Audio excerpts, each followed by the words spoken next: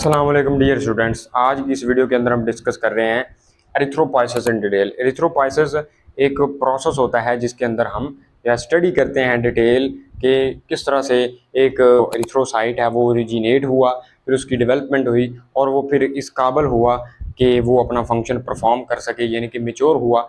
तो ये हम स्टेप बाय स्टेप डिस्कस करेंगे। अब ये जो लेक्चर है इसके लास्ट पर मैंने जो है वो वाइवा वॉस क्वेश्चंस आपके लिए बनाकर रखे हुए हैं, बहुत ही इंपॉर्टेंट, जो इससे पूछे जा सकते हैं। तो ये मैं आपको एंड पर जो है वो तमाम के तमाम क्वेश्चंस डिस्कस करेंगे हम बाकायदा। और इसके अंदर जो और भी फैक्टर्स हैं जो इफेक्ट कर रहे होते हैं इसकी डेवलपमेंट को, वो हम डिस्कस करेंगे। सबसे पहले जो होता है हमारे पास हमारी बोन मैरो के अंदर होता है अनकमिटेड PHSC। अनकमिटेड PHSC इसका क्या मतलब होता है? Uncommitted PHSC pluripotent haematopoietic stem cell है। ये जो मल्टीपल सेल्स के अंदर डिवाइड करने का पोटेंशियल रखता है, मींस ये वाइट ब्लड सेल भी बना सकता है, आरबीसीज भी बना सकता है, प्लेटलेट्स भी बना सकता है। तो ये इसे इसलिए इसे हम कहते हैं कि ये जो है मल्टीपल पोटेंशियल रखता है सेल्स बनाने के। तो अनकमिटेड PHSC से बनेगा हमारे पास कमिटेड PHSC। कमिटेड PHSC यानी कि इसको टारगेट मिल गया है कि इसने क्या बनाना है, हमारे पास आरबीसीज बनाने हैं। कमिटेड PHSC बन गया, फिर हमारे पास इससे प्रो एरिथ्रोब्लास्ट बनेगा। अब ये जो प्रो एरिथ्रोब्लास्ट है इसको कुछ करेक्टरिस्टिक्स हैं, इसकी क्या क्या क्या करेक्टरिस्टिक्स हैं वो हम डिस्कस करते हैं। 20 माइक्रोन इसका साइज होता है और इसके अंदर लार्ज न्यूक्लियस होता है और इसके अंदर न्यूक्लियोलाई भी होते हैं। और जो है ये क्या होता है, बेसोफिलिक होता है, यानी कि इसकी साइटोप्लाज्म जो है वो बेसोफिलिक होती है। ठीक हो गया जी। अब यहाँ पर ये जो है वो कन्वर्ट होता है फर्दर, हमारे पास किसके अंदर कन्वर्ट होता है, अर्ली नॉर्मोब्लास्ट के अंदर। Early normoblast. अच्छा, अर्ली नॉर्मोब्लास्ट की कुछ करेक्टरिस्टिक्स हैं वो हम डिस्कस करते हैं। इसका साइज जो है वो अब डिक्रीज होकर कितना आ गया, 15 माइक्रोन बन जाएगा। ठीक हो गया जी। अब यहाँ पर इसका जो पहले न्यूक्लियोलाई भी था यहाँ पर, वो न्यूक्लियोलाई जो है वो डिग्रेड हो गया है। ठीक हो गया जी, न्यूक्लियोलाई डिसअपीयर हो गया है। तीसरी बात इसके अंदर ये आ जाएगी कि इसका ये भी जो है वो क्या है, बेसोफिलिक है। बेसोफिलिक है। और इसके अंदर क्या होता है हमारे पास, अब यहाँ पर इसको हम जो है वो आल्सो कहते हैं मिगेलोब्लास्ट। क्या कहते हैं, मिगेलोब्लास्ट। इसको हम मिगेलोब्लास्ट भी कहते हैं। फिर जो है वो यहाँ तक हम आ गए थे अर्ली नॉर्मोब्लास्ट पर। अब अर्ली नॉर्मोब्लास्ट में HB सिंथेसिस जो है ना, हीमोग्लोबिन की सिंथेसिस, वो क्या कर जाती है, स्टार्ट कर जाती है। HB सिंथेसिस यहाँ पर स्टार्ट हो जाती है, अपीयर नहीं हुई, अभी हीमोग्लोबिन स्टार्ट हुई है। अब यहाँ पर पहली अर्ली नॉर्मोब्लास्ट से फिर आता है हमारे पास इंटरमीडिएट नॉर्मोब्लास्ट। इंटरमीडिएट नॉर्मोब्लास्ट जो होता है उसकी कुछ करेक्टरिस्टिक्स हैं वो भी हम डिस्कस करते हैं। अच्छा जी, अर्ली नॉर्मोब्लास्ट जो है वो हमारे पास क्या क्या इसकी करेक्टरिस्टिक है, जिसका साइज जो है वो रिड्यूस होकर 10 to 12 माइक्रोन हो जाता है। अब जैसे जैसे हम जो है वो मेच्योर आरबीसीज की तरफ जा रहे हैं वैसे वैसे साइज डिक्रीज कर रहा है और वैसे वैसे न्यूक्लियो जो हमारे पास ऑर्गेनेलीज हैं वो भी डिसअपीयर हो रही हैं। तो ये जो है वो इंटरमीडिएट नॉर्मोब्लास्ट है। यहाँ पर क्या होती है कि ये HB जो है वो अपीयर होना स्टार्ट हो जाती है। अच्छा, HB अपीयरिंग स्टार्ट हो जाती है। अब क्या है कि ये पॉलीक्रोमेटोफिलिक है, मींस ये एसिडोफिलिक भी है और बेसोफिलिक भी है।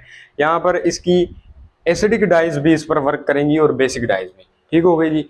अब ये मैं वर्ड क्यों यूज कर रहा हूँ, एसिडिक डाइज और बेसिक डाइज, ये बेसिकली जो एसिड्स होते हैं और बेसिस होते हैं स्पेसिफिक टाइप के, वो क्या करते हैं, जब उनके साथ हम इसको ट्रीट करवाएंगे इंटरमीडिएट नॉर्मोब्लास्ट को, तो वो दोनों के साथ कोई ना कोई स्पेसिफिक कलर देगा।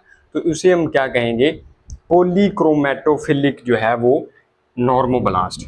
इसका दूसरा नाम क्या हो जाएगा, क्रोमैटोफिलिक होता है। पॉलीक्रोमेटोफिलिक होता है। पहले था अर्ली नॉर्मोब्लास्ट, वो था बेसोफिलिक। ठीक हो गया जी। अब यहाँ पर प्रोरिथ्रोब्लास्ट था, वो भी बेसोफिलिक था। अब यहाँ पर ये क्या हो गया, पॉलीक्रोमेटोफिलिक। ठीक हो गया जी। अब पॉलीक्रोमेटोफिलिक नॉर्मोब्लास्ट से हमारे पास क्या बनेगा, लेट नॉर्मोब्लास्ट। क्या बनेगा, लेट नॉर्मोब्लास्ट।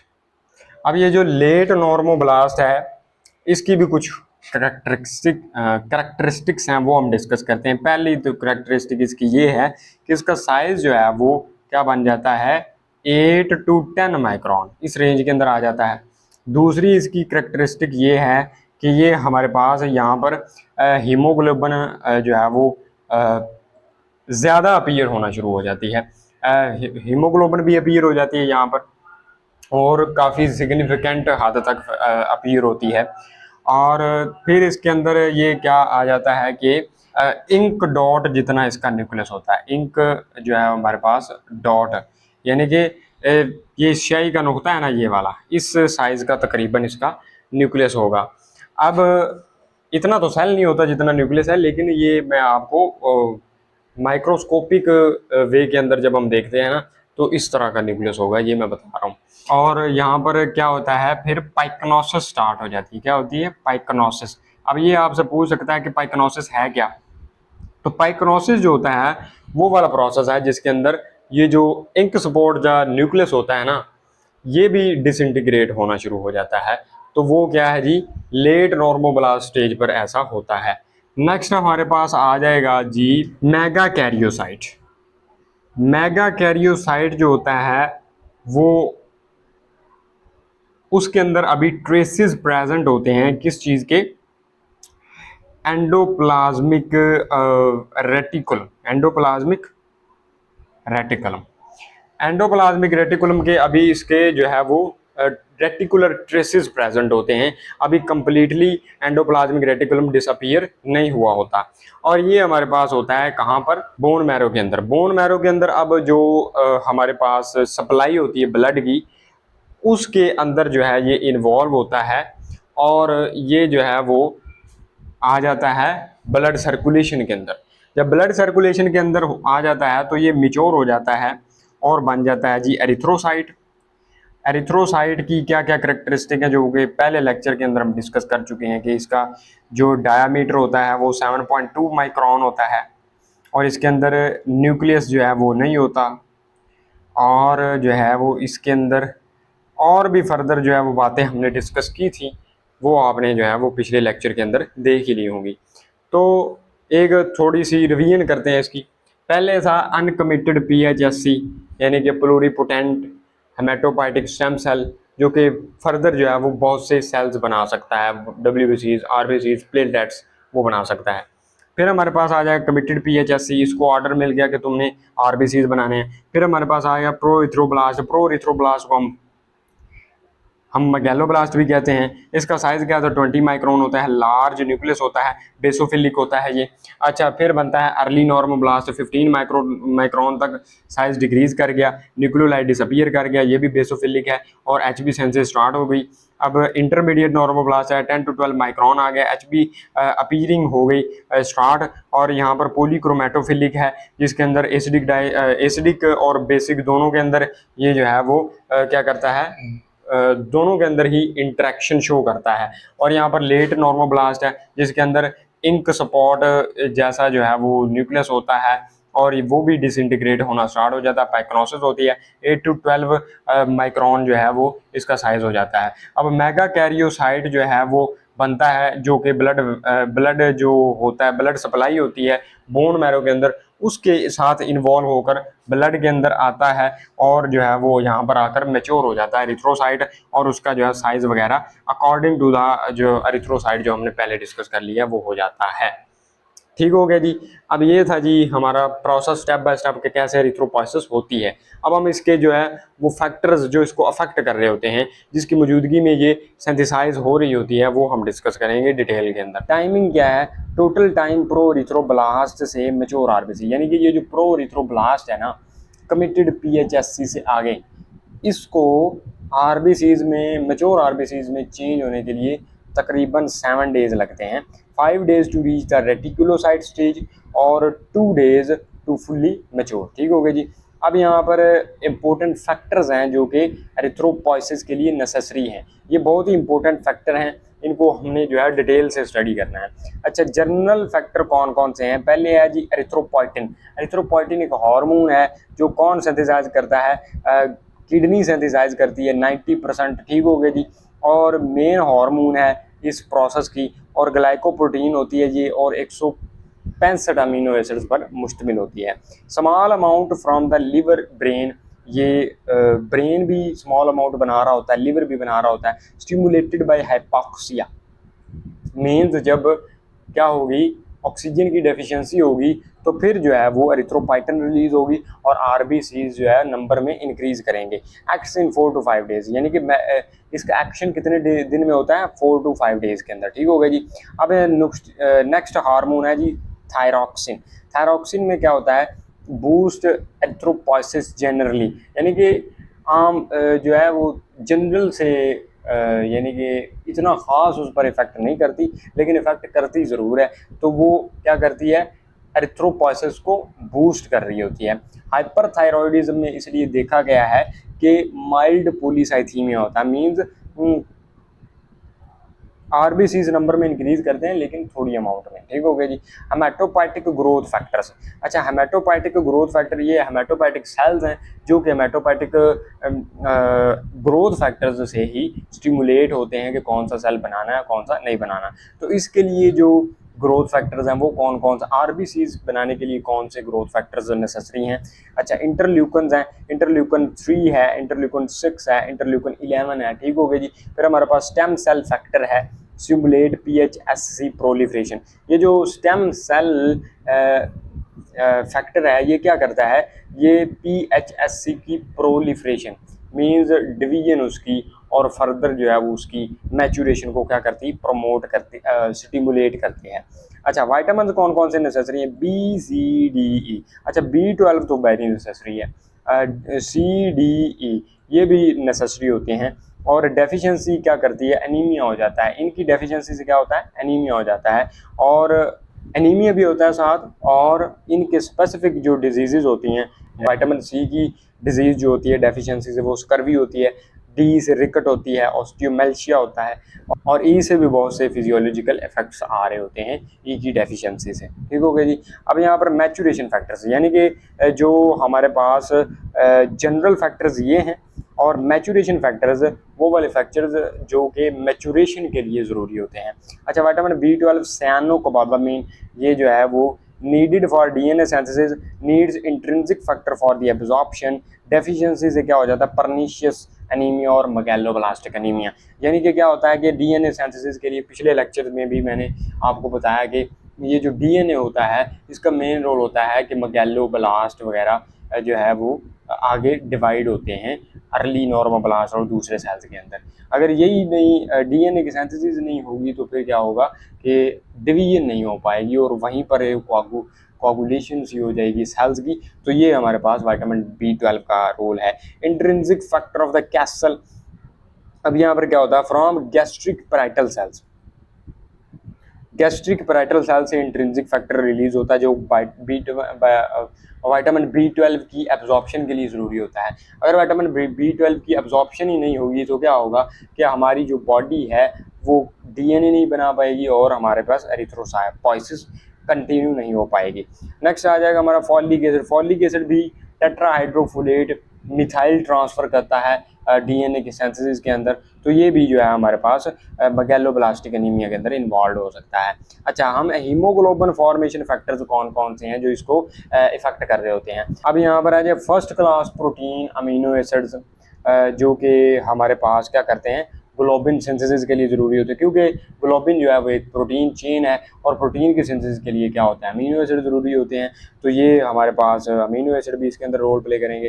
फिर हमारे पास आ जाता है आयरन। आयरन भी रोल प्ले करेगा क्योंकि जो है वो पोरफायरिन रिंग जो है वो और आयरन दोनों मिलकर ही हीम बना रहे होते हैं। तो इसलिए कॉपर जो है वो किस लिए हेल्प कर रहा है? वो आयरन की एब्जॉर्प्शन फ्रॉम द GIT उसके अंदर हेल्प कर रहा होता है। कोबाल्ट और निकल क्या कर रहा है? Utilise iron during HB formation, यानी कि जो हीमोग्लोबिन बन रही है हमारी उसके अंदर आयरन को यूज़ करने के अंदर कौन सा हेल्प कर रहे होते हैं, कोबाल्ट और निकल।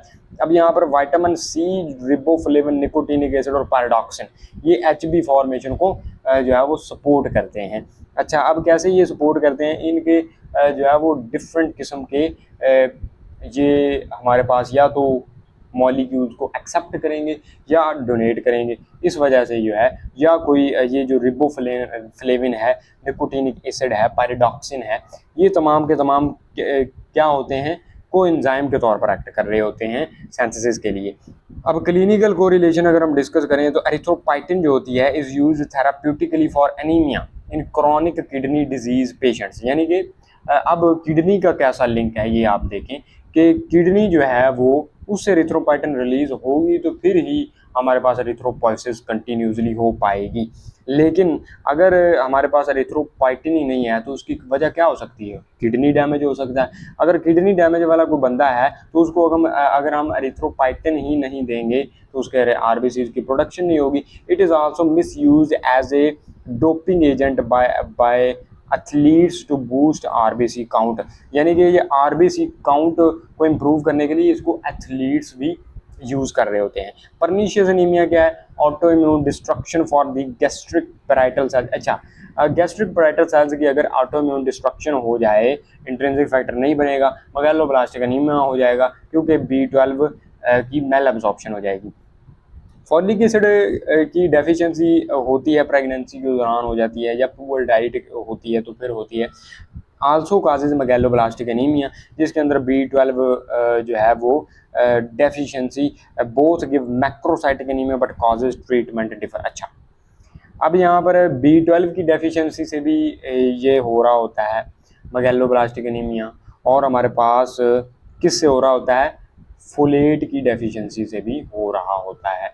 तो ये तमाम के तमाम जो हैं इनके ट्रीटमेंट्स डिफरेंट हैं, लेकिन इनका जो हमारे पास काजेज भी डिफरेंट हैं, लेकिन इनका इफेक्ट जो है वो सेम है। क्या है, give macrocytic anaemia. Macrocytic anaemia means cells का साइज इंक्रीज हो गया है और हमारे पास डेफिशिएंसी हो गई है। ठीक हो गया। अब यहाँ reticulocyte count is marker of active erythropoiesis. Active erythropoiesis हो रही है तो इसका मार्कर कौन है, इसको निशानदेही कौन करेगा, वो रेटिकुलोसाइट काउंट करेगा। Rises in the haemolytic anaemia, bone marrow compensating and after treatment iron B12 deficiency. अब यहाँ पर टेबल समरी अगर हम प्रो एरिथ्रोब्लास्ट के जरिए हीमोग्लोबिन से स्टार्ट हो जाती है, अर्ली नॉर्मोब्लास्ट न्यूक्लियोलाइट डिसअपीयर हो जाते हैं, इंटरमीडिएट नॉर्मोब्लास्ट में क्या होता है कि हीमोग्लोबिन स्टार्ट अपीयरिंग विजिबल हो जाती है, लेट नॉर्मोब्लास्ट न्यूक्लियस डिसअपीयर और पाइकोनोसिस। अच्छा, पाइकोनोसिस का सवाल पूछा जा सकता है। रेटिकुलम फॉर्म्स, फिर रेटिकुलोसाइट है enter blood capillaries from the marrow diapedesis. ठीक हो गया जी। और मैच्योर आरबीसी जो है वो reticulum disappear, cell become in biconcave. ठीक हो गया जी। अब यहाँ पर viva was question, what is erythropoietin, where it is produced and what stimulates its release. तो यहाँ पर ये एक इम्पोर्टेंट सवाल है कि एरिथ्रोपाइटिन को स्टिमुलेट कौन करता है किडनी को, कि एरिथ्रोपाइटिन रिलीज करो, तो वो है हाइपॉक्सिया, ऑक्सीजन की कमी। अच्छा, name stages of erythropoiesis in order. कौन सी स्टेजेस के नाम है, pro erythroblast, early normoblast, intermediate normoblast, late normoblast है, रेटिकुलोसाइट है, मैच्योर एरिथ्रोसाइट है। What is the role of intrinsic factor. Intrinsic factor से ना हो तो मेगालोब्लास्टिक एनीमिया हो जाता है, मैंने पहले भी आपको डिटेल के अंदर पीछे बता चुका हूँ। What is the difference between the vitamin B12 deficiency anaemia and folic acid deficiency anaemia. तो इनके अंदर डिफरेंस क्या है, दोनों का जो हमारे पास क्या होता है, मैक्रोसाइटिक एनीमिया ही होता है, लेकिन इसकी कॉजेज डिफरेंट हो सकती हैं। देखो कि हम पढ़ते हैं ये क्या कह रहा है, both causes megaloblastic macrocytic anaemia because both are needed for the DNA synthesis. DNA synthesis के लिए दोनों नीडेड होते हैं। B12 deficiency is usually due to the lack of intrinsic factor, pernicious और डाइटरी लैक, और folic acid deficiency usually purely dietary और due to the increase demand.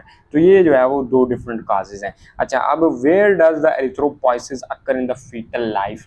Fetal life के अंदर कहाँ कहाँ से एरिथ्रोपोइसिस हो रही होती है, ये एक इंपॉर्टेंट क्वेश्चन हो सकता है। अच्छा, mesoblastic stages of the erythropoiesis with the development of the foetus. ये पूछ सकता है कि मीजोब्लास्टिक स्टेज में यॉर्क सैक से बनते हैं मेसेंकाइम से और फर्स्ट 2 मंथ्स के अंदर। फिर हेपेटिक स्टेज आ जाती है liver from 3rd month with spleen lymphoid tissue and myeloid stage में बोन मैरो हो जाती है और लिवर के अंदर। ठीक हो गया जी। What happens to bone marrow activity after age 20, यानी कि 20 से पहले तो हमारी सारी बोन्स सिंथेसाइज कर रही होती हैं, लेकिन 20 ईयर्स के बाद क्या होता है कि हमारी जो लॉन्ग बोन्स हैं वो फैटी होती जाती हैं, और जब वो फैटी होती हैं तो उनसे एरिथ्रोपोइसिस नहीं होती, मेम्ब्रेनस बोन्स जैसे कि हमारी जो ये रिब्स हैं, फिर हमारे पास स्कल है, इस तरह की जो बोन्स होती हैं ना, ये हमारे पास सिंथेसाइज कर रही होती हैं। तो ये था जी हमारा आज का जो है लेक्चर। उम्मीद है कि आपको समझ आई होगी इसकी। अगर समझ लगी है, अगर आपको हेल्पफुल लगा है ये लेक्चर, तो वीडियो को लाइक करें, कमेंट करें अच्छा सा, और दूसरों तक ज़रूर शेयर करें ताकि उनको भी इससे फ़ायदा हासिल हो।